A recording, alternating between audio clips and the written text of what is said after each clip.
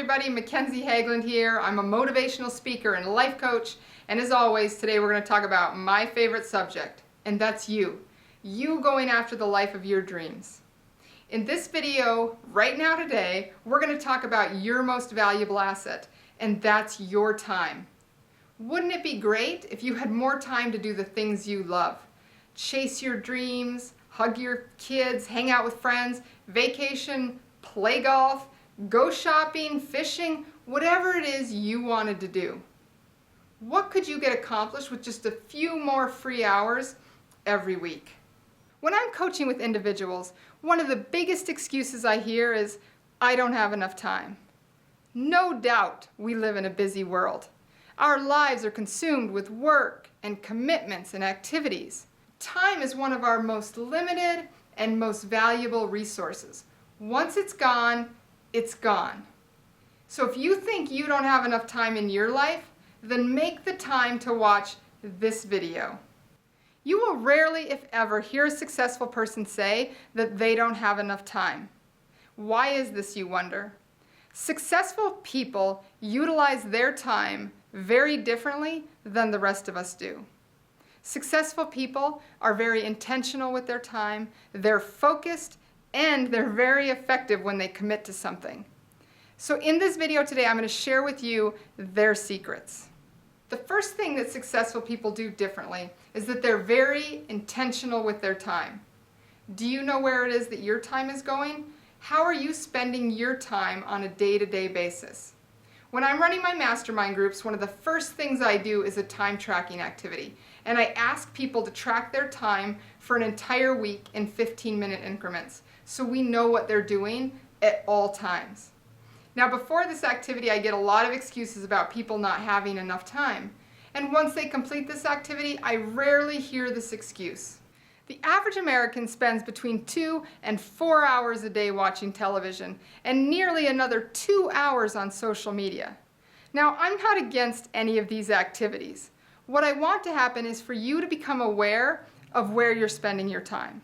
So for example, if you check social media 4 times a day and you spend maybe 15 minutes each time you check it, that's an hour a day you're giving up to social media.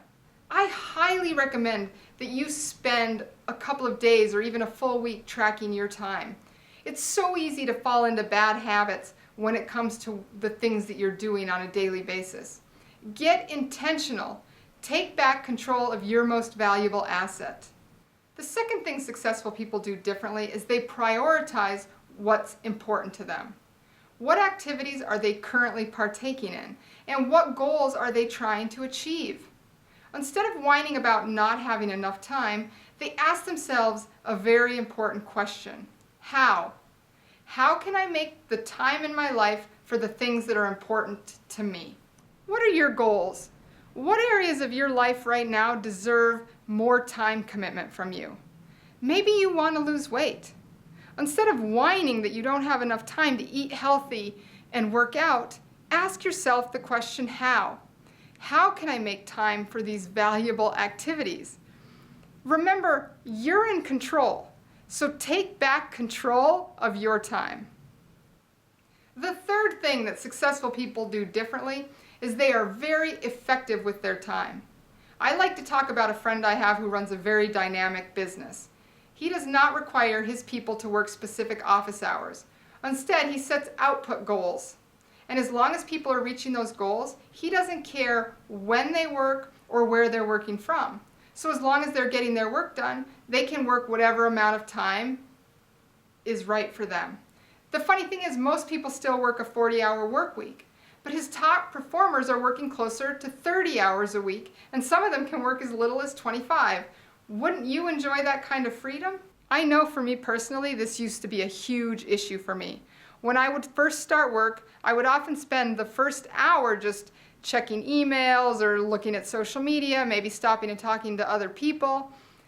Nowadays, I'm very intentional with my time. At the beginning of the week, I schedule out my work week, so I know what I'm going to be doing all week long. And if I have a block of time committed to a certain activity, you can bet that during that scheduled time, I'm going to be working on that activity.